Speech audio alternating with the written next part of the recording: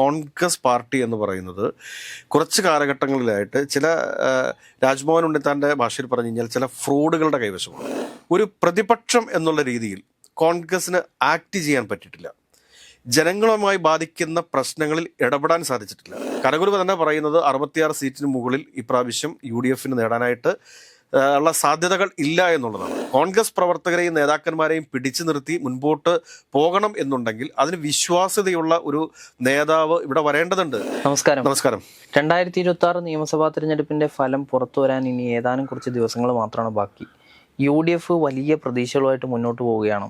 ഇത്തവണ UDF അധികാരത്തിൽ വന്നില്ലെങ്കിൽ കേരളത്തിൽ എന്ത് സംഭവിക്കും? എൻ്റെ ഷാഫി, ഞാൻ ഇപ്പോഴും പറയുന്നു 78 സീറ്റുമായിട്ട് LDF തന്നെ കേരളത്തിൽ അധികാരത്തിൽ വരത്തുള്ളൂ. അതാണ് എൻ്റെ ഒരു സ്റ്റാറ്റിസ്റ്റിക്സ് എന്ന് പറയുന്നത്. പിന്നെ UDF അധികാരത്തിൽ വന്നിട്ട് ഇല്ല എങ്കിൽ UDF സംവിധാനത്തിന് ഒരുപാട് പരിക്കുകളേക്കും എന്നതിനപ്പുറത്തേക്ക് വേറൊന്നും സംഭവിക്കത്തില്ല. ഏറ്റവും ആദ്യം നടക്കാൻ പോകുന്നത് എന്താണെന്ന് വെച്ച് കഴിഞ്ഞാൽ കോൺഗ്രസിനകത്തൊരു കൊട്ടാര വിപ്ലവം നടക്കും. കോൺഗ്രസിനകത്ത് കൊട്ടാര വിപ്ലവം എന്ന് പറഞ്ഞാൽ ഇപ്പോൾ ബംഗ്ലാദേശിലെ ഷെയ്ഖ് ഹസീനയും അതോടൊപ്പം തന്നെ രാജപക്ഷയൊക്കെ ശ്രീലങ്കയിൽ നിന്നൊക്കെ അടിച്ചോടിച്ച ഒരു രംഗം നമുക്കെല്ലാവർക്കും ഓർമ്മയുണ്ട്. എന്ന് പറഞ്ഞതുപോലെ ഈ കോൺഗ്രസ് പാർട്ടി എന്ന് പറയുന്നത് കുറച്ച് കാലഘട്ടങ്ങളിലായിട്ട് ചില രാജ്മോഹൻ ഉണ്ണിത്താൻ്റെ ഭാഷയിൽ പറഞ്ഞു കഴിഞ്ഞാൽ ചില ഫ്രോഡുകളുടെ കൈവശമാണ്. അപ്പോൾ ഈ ഫ്രോഡുകൾക്കെതിരെ അതിശക്തമായിട്ടുള്ള ഒരു നീക്കം പാർട്ടിക്കകത്തുണ്ടാവും. നമ്മളിപ്പോൾ മനസ്സിലാക്കാൻ സാധിച്ചിട്ടുള്ളൊരു കാര്യം എന്താണ് എന്ന് ചോദിച്ചു കഴിഞ്ഞാൽ, സുനിൽ കനകലു ഇപ്പോൾ ഒരു പക്ഷെ പരാജയം സംഭവിക്കുന്ന ഒരു സാഹചര്യം UDF ഉണ്ടാകുന്ന അവസരത്തിൽ തന്നെ അണികളെ പിടിച്ചു നിർത്തേണ്ടതുണ്ട്, അണികളെ ആശ്വസിപ്പിക്കേണ്ടതുണ്ട്. അതിന് പറ്റിയൊരു ലീഡർഷിപ്പിനെ കൂടി ഇപ്പോൾ ഐഡന്റിഫൈ ചെയ്തിട്ട് മിഷൻ 2031 എന്ന് പേരിട്ടുകൊണ്ട് തന്നെ ഏതെങ്കിലും തരത്തിൽ UDF പരാജയം ഉണ്ടാകുന്ന പക്ഷം നെക്സ്റ്റ് അവറിൽ തന്നെ ആ ഒരു മിഷൻ പ്രഖ്യാപിക്കും, മിഷൻ 2031. അതിൽ പ്രതിപക്ഷ നേതാവായിട്ട് വരിക ശ്രീ K മുരളീധരനായിരിക്കും.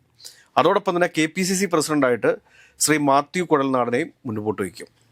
ഇത് വളരെ കൃത്യമായ ഒരു ധാരണയുടെ അടിസ്ഥാനത്തിൽ തന്നെ പറയുന്ന കാര്യങ്ങളാണ്. മറിച്ച് ഭരണം കിട്ടുന്നൊരു സാഹചര്യം ഉണ്ടായിക്കഴിഞ്ഞാൽ അതിനും കൃത്യമായ ചില നീക്കുപോക്കുകൾ UDF കൈവശമുണ്ട്, അല്ലെങ്കിൽ കോൺഗ്രസിൻ്റെ കൈവശമുണ്ട് എന്ന് വേണം നമ്മൾ മനസ്സിലാക്കാനായിട്ട്. ഒരു കാര്യം നമ്മൾ മനസ്സിലാക്കേണ്ടത് എന്താണ് എന്ന് ചോദിച്ചു കഴിഞ്ഞാൽ, എന്തുകൊണ്ടാണ് കോൺഗ്രസ് പരാജയപ്പെടുന്ന ഒരു സാഹചര്യം ഈ തെരഞ്ഞെടുപ്പിൽ ഉണ്ടാകുന്നത് എന്നുള്ളതിനെക്കുറിച്ചാണ്. കഴിഞ്ഞ 5 വർഷക്കാലം ഒരു പ്രതിപക്ഷം എന്നുള്ള രീതിയിൽ കോൺഗ്രസിന് ആക്ട് ചെയ്യാൻ പറ്റിയിട്ടില്ല. ജനങ്ങളുമായി ബാധിക്കുന്ന പ്രശ്നങ്ങളിൽ ഇടപെടാൻ സാധിച്ചിട്ടില്ല. അല്ലെങ്കിൽ ഗവൺമെൻറ്റിനെതിരെ ഒരു മെച്യൂർഡ് ആയിട്ടുള്ള ഒരു ആരോപണം ഉയർത്തിക്കൊണ്ടുവരാനോ ഒരു സമരം നടത്താനായിട്ടോ ഒരു പ്രതിപക്ഷത്തിന് സാധിച്ചിട്ടില്ല. നമ്മളത് പരിശോധിക്കേണ്ട കാര്യം എന്താണെന്ന് വെച്ചാൽ 2016 മുതൽ 2021 വരെ ശ്രീ രമേശ് ചെന്നിത്തല ഒരുപാട് സമര പരിപാടികളൊക്കെ സംഘടിപ്പിക്കുന്ന കാഴ്ച നമ്മൾ കണ്ടു. പക്ഷെ അതിൽ നിന്ന് വ്യത്യസ്തമായിട്ട് 2021-26 കാലഘട്ടം എടുത്ത് പരിശോധിക്കുന്ന സമയത്ത് നിയമസഭയ്ക്കകത്തെ ചില പ്രസംഗങ്ങളും ചില പത്രസമ്മേളനങ്ങളും അല്ലാതെ മറ്റൊന്നും ചെയ്യാൻ സാധിക്കാത്ത ഒരു പ്രതിപക്ഷമായിട്ട് മാറുന്ന കാഴ്ചയാണ് നമ്മൾ കണ്ടത്. ഇപ്പം ഞാൻ പറയട്ടെ, പ്രതിപക്ഷ നേതാവായിട്ട് VD സതീശന് വരുന്നു, അതിന് KPCC പ്രസിഡന്റായിട്ട് ശ്രീ K സുധാകരൻ വരുന്നു. K സുധാകരന് സംഘടനാ സംവിധാനം ശക്തമാക്കാൻ വേണ്ടിയിട്ടുള്ള ഒരുപാട് നയപരിപാടികൾ അദ്ദേഹത്തിൻ്റെ കൈവശമുണ്ടായിരുന്നു. അദ്ദേഹം ഈ സംവിധാനത്തെ, കോൺഗ്രസ് പാർട്ടി എന്ന ആൾക്കൂട്ടത്തെ ഒരു കേഡർ സ്വഭാവത്തിലേക്ക് കൊണ്ടുവരാൻ വേണ്ടിയിട്ടുള്ള ഒരുപാട് പരിശ്രമങ്ങൾ നടത്തി. ആ പരിശ്രമങ്ങൾക്കെല്ലാം തടയിട്ട് നിന്നിരുന്ന ആരാന്ന് ചോദിച്ചു കഴിഞ്ഞാൽ കേരളത്തിൻ്റെ ഈ പ്രതിപക്ഷ നേതാവാണ്. അപ്പോൾ പ്രതിപക്ഷ നേതാവിൻ്റെ അപക്വമായിട്ടുള്ള അല്ലെങ്കിൽ താനെന്ന ഭാവത്തോടു കൂടിയിട്ടുള്ള പ്രവർത്തനങ്ങളാണ് കോൺഗ്രസിന് ഇപ്രാവശ്യവും പ്രതിപക്ഷത്തിരിക്കേണ്ട ഒരു അവസ്ഥയിലേക്ക് എത്തിച്ചത് എന്ന് തന്നെ പറയേണ്ടി വരും. കാരണം പലരും ചോദിക്കുമായിരിക്കും, റിസൾട്ട് വരുന്നതിന് മുമ്പ് തന്നെ നിങ്ങൾ ഇങ്ങനെയൊക്കെ പറയാനായിട്ട്, അല്ലെങ്കിൽ ആളുകളുടെ പൊതുബോധത്തെ ചോദ്യം ചെയ്യുന്ന രീതിയിലൊക്കെ സംസാരിക്കാനായിട്ട് നിങ്ങൾക്ക് നാണമില്ലേ എന്നൊക്കെ ചോദിച്ചിരിക്കും. പക്ഷെ കൃത്യമായ ബോധ്യത്തിൻ്റെ അടിസ്ഥാനത്തിൽ തന്നെ നമുക്ക് പറയാൻ വേണ്ടിയിട്ട് സാധിക്കും, UDF ഏൽക്കുന്ന പരാജയത്തിൻ്റെ പൂർണ്ണമായ ഉത്തരവാദിത്തം എന്ന് പറയുന്നത് ശ്രീ VD സതീശൻ തന്നെയായിരിക്കും. വിജയിച്ചാലും അദ്ദേഹത്തിന് അതിനായിരിക്കും അതിൻ്റെ ക്രെഡിറ്റ് എന്ന് പറയുന്നത്. VD സതീശൻ ഇപ്പോഴും പറയുന്നത് 100 സീറ്റ് നേടി UDF അധികാരത്തിൽ വരുമെന്നാണ് പറയുന്നത്. കാരണം കേരളത്തിലെ ഒരു പൊളിറ്റിക്കൽ അനലിസ്റ്റും അല്ലെങ്കിൽ ഒരു പൊളിറ്റിക്കൽ സ്ട്രാറ്റജിസ്റ്റും 80-ന് മുകളിൽ സീറ്റ് ഏത് മുന്നണി വന്നു കഴിഞ്ഞാലും ലഭിക്കില്ല എന്ന് ആവർത്തിച്ചു പറയുന്ന സമയത്താണ് VD സതീശൻ പറയുന്നത് 100-ന് മുകളിൽ സീറ്റ് നേടി UDF അധികാരത്തിൽ വരുമെന്ന്. അത് തന്നെ ഒരു ഓവർ കോൺഫിഡൻസ് ആണ്. കാരണം ഇദ്ദേഹത്തെ ഈ VD സതീശൻ എന്ന് പറയുന്ന വ്യക്തിയെ കേരളം ഏതാണ്ട് അങ്ങോട്ട് ഏറ്റെടുത്തു എന്നൊരു തോന്നലാണ്. ഇപ്പം കഴിഞ്ഞ ദിവസം നമ്മൾ വിഷ്വൽ മീഡിയയ്ക്കകത്ത് കണ്ട ഒരു വിഷ്വലുണ്ട്. ആ വിഷ്വൽ എന്താണെന്ന് വെച്ച് കഴിഞ്ഞാൽ പി രാജീവ് തൊട്ട് പിറകിൽ ഇന്നോവ വണ്ടിക്കകത്ത് കയറാൻ വേണ്ടി പോകുന്നു. അപ്പോൾ വി ഡി സതീശൻ അവിടെ നിൽക്കുന്നു. വി ഡി സതീശന്റെ ചുറ്റും കുറച്ച് ആൾക്കൂട്ടം നിൽക്കുന്നു. അതിനുശേഷം വി ഡി സതീശന് മുദ്രാവാക്യം വിളിക്കുന്നു. ഇതൊക്കെ അല്പത്തരമല്ല, വേറെന്ത് പറയാനാണ്. അതിനുശേഷം അവിടെ നിൽക്കുന്ന പ്രവർത്തകരോട് പുള്ളി പറയുന്നത് നിർത്തരുത്തെന്ന് പറയുന്ന സമയത്ത് അവിടെ നിൽക്കുന്ന ഞങ്ങളുടെ ആവേശം അണപൊട്ടിപ്പോയി. ഇതൊക്കെ എന്താണിത്? ഈ കോളേജ് ഇലക്ഷന്റെ സമയത്ത് കാട്ടിക്കൂട്ടുന്ന ചില കാര്യങ്ങളുണ്ട്, സ്കൂൾ ഇലക്ഷന്റെ സമയത്തൊക്കെ കാട്ടിക്കൂട്ടുന്ന ചില അഭ്യാസ പ്രകടനങ്ങൾ മാതിരി അതിനാണിത്. അതുകൊണ്ട് തന്നെ നമുക്ക് ഇപ്പോൾ തന്നെ പറയാൻ വേണ്ടിയിട്ട് സാധിക്കും, കനകലുവിനെ സംബന്ധിച്ചിട്ട് കനകലുവ് തന്നെ പറയുന്നത് 66 സീറ്റിന് മുകളിൽ ഇപ്രാവശ്യം UDF നേടാനായിട്ട് ഉള്ള സാധ്യതകൾ ഇല്ല എന്നുള്ളതാണ്. ഈ 66 സീറ്റ് എന്ന് കനകലു പറയുമ്പോഴത്തേക്ക് അതിനകത്ത് നിന്ന് പിന്നെയും ഒരു 4 സീറ്റുകൾ കൂടി കുറയുന്ന സമയത്തേക്ക് നമ്മൾ പ്രിഡിക്റ്റ് ചെയ്തിട്ടുള്ള 78-62 എന്ന ആ ഒരു ഇക്വേഷനിലേക്ക് തന്നെയായിരിക്കും സീറ്റുകൾ എത്തുക. എന്തുകൊണ്ടാണ് സുനിൽ കനകലു കെ മുരളീധരനെ പ്രതിപക്ഷ നേതാവായിട്ട് മുമ്പോട്ട് വയ്ക്കുന്നത്?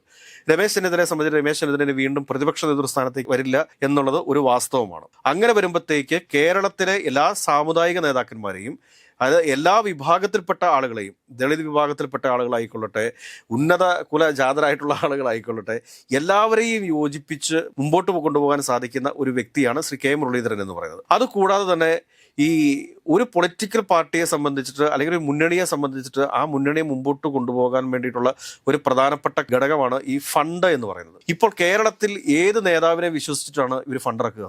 ഇപ്പൊ രമേശ് ചെന്നിത്തലയോ അല്ലെങ്കിൽ KC വേണുഗോപാലിനെയോ മുന്നിൽ നിർത്തിയിട്ടാണ് UDF മത്സരത്തിന് പോയിരുന്നതെങ്കിൽ ചില കോർപ്പറേറ്റ് കമ്പനികളെങ്കിലും അല്ലെങ്കിൽ ഏതെങ്കിലും കുറച്ച് ആളുകളെങ്കിലും ഇവരെ ഈ 2 നേതാക്കന്മാരെ വിശ്വാസം അർപ്പിക്കുമായിരുന്നു, ഫണ്ട് ഇറക്കുമായിരുന്നു. പക്ഷേ വി ഡി സതീശനെ ഈ 2 ആളുകളെ വിശ്വസിക്കുന്ന പോലെ വിശ്വസിക്കാൻ വേണ്ടിയിട്ട് തയ്യാറല്ല. അതിന് കാരണം എന്താണ്?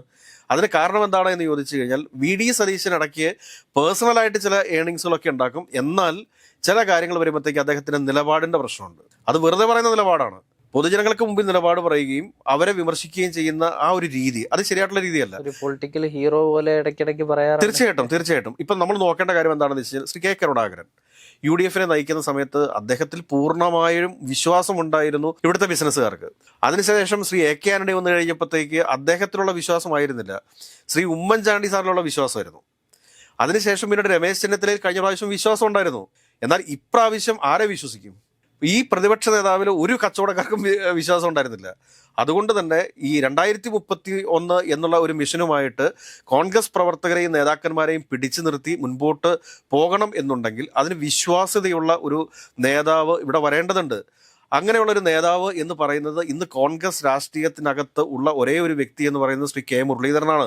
അപ്പോൾ ആ കെ മുരളീധരൻ തന്നെ പ്രതിപക്ഷ നേതൃസ്ഥാനത്തേക്ക് വരുന്ന ഒരു സാഹചര്യം ഇവിടെ ഉണ്ടാവും എന്ന് തന്നെയാണ് നമ്മൾ പ്രതീക്ഷിക്കുന്നത്. ഇത് തന്നെയാണ് കനകലുവിന്റെ പ്ലാന് എന്നും കൂടി നമ്മൾ മനസ്സിലാക്കണം. കനകലു ഇതുമായി ബന്ധപ്പെട്ടിട്ടുള്ള കാര്യങ്ങൾ ഹൈക്കമാൻഡിനെ ധരിപ്പിച്ചു എന്നാണ് നമുക്ക് അറിയാൻ വേണ്ടിയിട്ട് സാധിച്ചിട്ടുള്ളത്. കാരണം വടകര MP ആയിരിക്കുന്ന സമയത്ത് നേമത്ത് ശ്രീ കെ മുരളീധരൻ വന്ന് മത്സരിക്കുന്ന സമയത്ത് രാഹുൽ ഗാന്ധി പറഞ്ഞിട്ടുണ്ട്, താങ്കൾക്ക് അർഹതപ്പെട്ട സമയത്ത് ഞങ്ങൾ നൽകിയിരിക്കുമെന്ന്. അത് പ്രിയങ്ക ഗാന്ധിയും പറഞ്ഞിട്ടുണ്ട്. പ്രിയങ്ക ഗാന്ധി നേരിട്ട് നേമത്ത് പോവുകയും അന്ന് ശ്രീ കെ മുരളീധരന്റെ തെരഞ്ഞെടുപ്പ് പരിപാടികളിൽ പങ്കെടുക്കുകയും ചെയ്തിട്ടുള്ള ഒരു വ്യക്തിയാണ്. അത് കൂടാതെ തന്നെ പക്വതയോടുകൂടിയിട്ടുള്ള പൊളിറ്റിക്കൽ സ്റ്റേറ്റ്മെന്റ് കേരളത്തിൽ ഇറക്കാൻ സാധിക്കുന്ന ഒരു നേതാവ് കൂടിയാണ് ശ്രീ കെ മുരളീധരൻ എന്ന് പറയുന്നത്. അതിപ്പോൾ രമേശ് ചെന്നിത്തലയ്ക്കും സാധിക്കുന്നുണ്ട്, ശ്രീ KC വേണുഗോപാലിനും സാധിക്കുന്നുണ്ട്. പക്ഷേ വി ഡി സതീശൻ എപ്പോഴെങ്കിലും ഒരു മെച്യൂർഡ് പൊളിറ്റിക്കൽ സ്റ്റേറ്റ്മെന്റ് ഇറക്കിയതായിട്ട് അറിയാമോ? ഇപ്പോൾ ഈ വി ഡി സതീശന്റെ കാര്യമായിട്ട് പറയുമ്പോൾ തന്നെ ഈ തിരഞ്ഞെടുപ്പിൽ വി ഡി സതീശൻ ഒരു ഐക്കോണിക് കഥാപാത്രമായിട്ട് നിന്നു എന്നുള്ളതാണ്. സാധാരണ ഒരു തിരഞ്ഞെടുപ്പിൽ കോൺഗ്രസിൻ്റെ എപ്പോഴും ഒരു പൊളിറ്റിക്കലായിട്ടുള്ള പരിപാടികളാണെന്നുണ്ടെങ്കിലും അവരുടെ പ്രചരണ പരിപാടികളാണെങ്കിലും ഒക്കെ മുന്നോട്ട് പോകുന്ന സമയത്ത് ഏതെങ്കിലും ഒരു നേതാവിനെ ഫോക്കസ് ചെയ്തു പോകാതെ എല്ലാവരെയും അതല്ലെങ്കിൽ കോൺഗ്രസ് മുന്നോട്ട് വെക്കുന്ന ലീഡർഷിപ്പിനെ ഫോക്കസ് ചെയ്തു പോകുന്ന ഒരു പരിപാടിയായിരുന്നു കഴിഞ്ഞ കാലങ്ങളിലൊക്കെ ഉണ്ടായിരുന്നത്. പക്ഷെ ഇത്തവണ വരുമ്പോഴത്തേക്കിനും അത് വി ഡി സതീശൻ ഒരു പുതുയുഗ യാത്ര നടത്തി ഞാനാണ് മുഖ്യമന്ത്രി ആകേണ്ടത് എന്നുള്ള ഒരു പൊതുബോധം കേരളത്തിലേക്ക് അടിച്ചേൽപ്പിക്കാൻ വേണ്ടി ശ്രമിച്ചത് ഒരു തിരഞ്ഞെടുപ്പ് കൂടിയായിരുന്നു ഇത്തവണ. അത് പുതുയുഗ യാത്രയൊക്കെ എന്താണ്? പുതുയുഗ യാത്രയിൽ എന്ത് സന്ദേശമാണ് പൊതുസമൂഹത്തിന് മുമ്പിൽ വി ഡി സതീശന് വയ്ക്കാൻ സാധിച്ചിട്ടുള്ളത്? വി ഡി സതീശൻ ആ പുതുയുഗ യാത്രയിൽ പറഞ്ഞിരുന്നത് മൊത്തം വിഡ്ഢിത്തരങ്ങളല്ലേ? കാരണം അതല്ലെങ്കിൽ ഒരു അജണ്ട സെറ്റ് ചെയ്തിട്ട് ഞങ്ങളുടെ സർക്കാർ വന്നാൽ ഞങ്ങൾ ഇത് ചെയ്യും എന്ന് പറയാനായിട്ട് പറ്റിയിരുന്നോ? ഇല്ലല്ലോ. 2021 ശ്രീ രമേശ് ചെന്നിത്തല നടത്തിയ ഐശ്വര്യ കേരള യാത്രയുണ്ട്.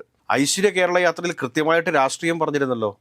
ഞങ്ങൾ അധികാരത്തിൽ വന്നാൽ എന്താണ് ചെയ്യാൻ പോകുന്നത് എന്നുള്ളതിനെക്കുറിച്ച് കൃത്യമായിട്ട് വിവരിക്കാനായിട്ട് അന്ന് രമേശ് ചെന്നിത്തലയ്ക്ക് സാധിച്ചിരുന്നു. പക്ഷേ ഇന്ന് വി.ഡി. സതീശൻ എന്താ ചെയ്തേക്കുന്നത്? ഞങ്ങളുടെ കയ്യിൽ എല്ലാ പദ്ധതികളും ഉണ്ട്, ഞങ്ങൾ ഖജനാവ് നിറയ്ക്കും. പക്ഷെ എങ്ങനെ ഖജനാവ് നിറയ്ക്കും? മറ്റേ ശങ്കരാടി പറഞ്ഞ അല്ല, ഇതിനകത്ത് കാര്യം എന്താണ് എന്ന് ചോദിച്ചു കഴിഞ്ഞാൽ, ഒരു സർക്കാർ ഇവിടെ നല്ല രീതിയിൽ ഭരിച്ചു മുൻപോട്ട് പോകുന്നു. വളരെ ശക്തനായിട്ടുള്ളൊരു മുഖ്യമന്ത്രിയുടെ നേതൃത്വത്തിലാണ് കഴിഞ്ഞ 10 വർഷക്കാലം കേരളം മുൻപോട്ട് പോയിട്ടുള്ളത്. അപ്പോൾ ആ മുഖ്യമന്ത്രി ഭരിച്ചുകൊണ്ടിരിക്കുന്ന സമയത്ത്, അല്ലെങ്കിൽ ആ മുന്നണി ഭരിച്ചുകൊണ്ടിരിക്കുന്ന സമയത്ത് അവർക്ക് ബദലായിട്ട് എന്ത് രാഷ്ട്രീയ അജണ്ട വെക്കാനാണ് വി.ഡി. സതീശന് സാധിച്ചിട്ടുള്ളത്? അവിടെയല്ലേ ചോദ്യം. ഇവർ 3 കോൺക്ലേവുകൾ നടത്തി. ഈ കോൺക്ലേവുമായി ബന്ധപ്പെട്ടിട്ടുള്ള എന്തെങ്കിലും കാര്യങ്ങൾ ഇവർ ഈ ഒരു പൊതുയുഗയാത്രയിൽ സംസാരിച്ചോ? കേരളത്തിൽ ഏകദേശം 5 ലക്ഷത്തോളം സർക്കാർ വക ഭൂമി സ്വകാര്യ വ്യക്തികളുടെ കൈവശമുണ്ട്. അത് പിടിച്ചെടുത്ത് ഇവിടുത്തെ ഭൂരഹിതരായിട്ടുള്ള ആളുകൾക്ക് വിതരണം ചെയ്യുമോ എന്നൊരു ചോദ്യം ഈ കുറേയധികം നാളുകളായിട്ട് ചില പരിസ്ഥിതിവാദികളും പ്രകൃതി സ്നേഹികളൊക്കെ ഉന്നയിച്ചുകൊണ്ടിരിക്കുന്നതാണ്. അത് വി.ഡി. സതീശനുമായിട്ട് ഈ അതിനുമായി ബന്ധപ്പെട്ട ആളുകൾ സംസാരിക്കാനും പോയിട്ടുണ്ട്. ആ ഒരു വിഷയമെങ്കിലും ഏറ്റെടുക്കാനായിട്ട് വി.ഡി. സതീശന് സാധിച്ചു. നമ്മൾ രാഷ്ട്രീയം പറയുമ്പോൾ, പൊതുജനങ്ങൾക്ക് മുമ്പ് രാഷ്ട്രീയം പറയുന്ന സമയത്ത് അതല്ലേ പറയേണ്ടത്. മറിച്ച് ശബരിമലയിലെ ഒരു ഹൈക്കോടതിയുടെ നിയന്ത്രണത്തിൽ അന്വേഷണം നടന്നുകൊണ്ടിരിക്കുന്ന ഒരു കേസിനെ ഹൈലൈറ്റ് ചെയ്തുകൊണ്ട് തെരഞ്ഞെടുപ്പിന് പോയതാണ് UDF-ന് ഏൽക്കുന്ന പരാജയത്തിൻ്റെ ഏറ്റവും പ്രധാനപ്പെട്ട കാര്യമെന്ന് മനസ്സിലാക്കുക. കൊട്ടാര വിപ്ലവത്തെക്കുറിച്ച് ഞാൻ പറയാൻ കാരണം എന്താണ് എന്ന് ചോദിച്ചാൽ നിസ്സാര കാര്യമല്ല. കോൺഗ്രസ് പ്രവർത്തകർ വലിയൊരു എക്സ്പെക്ടേഷനിലാണ്. അവരുടെ മനസ്സിൽ അവർ ധരിച്ചു വെച്ചിരിക്കുന്ന അങ്ങനെയാണ്. കാരണം എന്താ വെച്ചാൽ 100 സീറ്റുകൾ നേടി അധികാരത്തിൽ വരും. അതിനുശേഷം ഈ നാട്ടിലുള്ള മുഴുവൻ മാധ്യമ പ്രവർത്തകരെയും പോലീസ് ഉദ്യോഗസ്ഥരെയും ഒക്കെ അവർ നേരിട്ട് കൈകാര്യം ചെയ്യും. ഇന്നലെ ഒരു യൂത്ത് കോൺഗ്രസ് പ്രവർത്തകൻ പറയുകയാണ്, ഞങ്ങൾ അവരെ ഒരു പോലീസ് ഉദ്യോഗസ്ഥനെ തെരുവിൽ വെച്ച് കൈകാര്യം ചെയ്യും. ഈ പറഞ്ഞതിൻ്റെ കോൺസിക്വൻസസ് എന്താണ് എന്നുള്ളതിനെക്കുറിച്ച് യാതൊരു ധാരണയും ഇല്ലാതെ പറഞ്ഞുകൊണ്ടിരിക്കുന്നതാണ്. ഇങ്ങനെയുള്ള പ്രവർത്തകർ ഈ കോൺഗ്രസ് പാർട്ടിക്കകത്തുണ്ട്. അവരെന്താ ചെയ്യാൻ പോകുന്നതെന്ന് ചോദിച്ചു കഴിഞ്ഞാൽ ഈ പറഞ്ഞ വി.ഡി. സതീശൻ ഉൾപ്പെടെയുള്ള നേതാക്കന്മാരുടെ നേരെ കയ്യേറ്റം ചെയ്യുന്ന രീതിയിലേക്ക് കാര്യങ്ങൾ പോകും. അതങ്ങനെ ചെയ്യാതിരിക്കണമെന്നുണ്ടെങ്കിൽ പ്രവർത്തകരെ ശാന്തരാക്കാൻ സാധിക്കുന്ന, പ്രവർത്തകർക്ക് ആത്മവിശ്വാസം നൽകുന്ന ഒരു പുതിയ ലീഡർഷിപ്പിനെ അവതരിപ്പിക്കാത്ത പക്ഷം വലിയ അപകടങ്ങളുണ്ടാവും. അതുകൊണ്ട് തന്നെയാണ് ശ്രീ കെ മുരളീധരനെ പ്രതിപക്ഷ നേതാവായിട്ടും അതോടൊപ്പം തന്നെ ശ്രീ മാത്യു കുഴൽനാടനെ KPCC പ്രസിഡന്റായിട്ടും ഇലക്ഷന്റെ റിസൾട്ട് വന്ന് മണിക്കൂറുകൾക്കകം തന്നെ കോൺഗ്രസിന് പ്രഖ്യാപിക്കേണ്ടി വരും. അങ്ങനെ പ്രഖ്യാപിക്കാത്തൊരു സാഹചര്യം ഉണ്ടായിക്കഴിഞ്ഞാൽ പ്രവർത്തകർ നിയന്ത്രണം വിട്ടുപോകും. ഈ കോൺഗ്രസ് ബ്ലഡ് എന്ന് പറയുന്നത് നിസ്സാര ബ്ലഡൊന്നുമല്ല, അത് തിളയ്ക്കുന്നതാണത്. അതുകൊണ്ടാണ് ഞാൻ പറയുന്നത്. കാരണം സുനിൽ കരകലുവിൻ്റെ പുതിയ ഒരു നയമനുസരിച്ചിട്ട് 2031 അത് ആത്മവിശ്വാസത്തോടു കൂടി കേരളത്തെ കോൺഗ്രസിനെ തിരിച്ചു പിടിക്കുക എന്ന ലക്ഷ്യത്തോടു കൂടി തന്നെ ശ്രീ കെ മുരളീധരനെ പ്രതിപക്ഷ നേതാവായിട്ടും അതോടൊപ്പം തന്നെ ശ്രീ മാത്യു കുഴൽനാടനെ KPCC പ്രസിഡന്റായിട്ട് ഉള്ള ഒരു ഉത്തരവിറങ്ങും എന്നുള്ള കാര്യത്തിൽ യാതൊരുവിധ സംശയവും വേണ്ട. തെരഞ്ഞെടുപ്പാണ്. UDF-ന് സാധ്യതകളില്ല എന്ന് ഞാൻ പറയുന്നില്ല. അത് പക്ഷേ 72 സീറ്റിന് അപ്പുറത്തേക്ക് ഭരണം കിട്ടിയാൽ പോകാനായിട്ടുള്ള യാതൊരുവിധ സാധ്യതകളും കാണുന്നില്ല. എന്നാലും ഇപ്പോഴും കൃത്യമായ നമ്മുടെ ഒരു അസസ്മെൻറ്റിൻ്റെ അടിസ്ഥാനത്തിൽ നമുക്ക് കൃത്യമായിട്ട് പറയാൻ വേണ്ടിയിട്ട് സാധിക്കും, 78 സീറ്റോടുകൂടി LDF തുടർഭരണം കേരളത്തിൽ ഉണ്ടാവാനായിട്ടുള്ള സാധ്യതകളാണുള്ളത്. അങ്ങനത്തെ ഒരു സാഹചര്യം വന്നു കഴിഞ്ഞാൽ പ്രതിപക്ഷ നേതാവായിട്ട് ശ്രീ കെ മുരളീധരനും അതോടൊപ്പം തന്നെ KPCC പ്രസിഡന്റായിട്ട് ശ്രീ മാത്യു കുഴൽനാടനും വരും. അതേ രീതിയിലുള്ള ഒരു നിർദ്ദേശമാണ് ശ്രീ സുനിൽ കരകുലു ഹൈക്കമാൻഡിന് നൽകിയിട്ടുള്ളത് എന്നാണ് നമുക്ക് അറിയാൻ വേണ്ടി സാധിച്ചിട്ടുള്ളത്.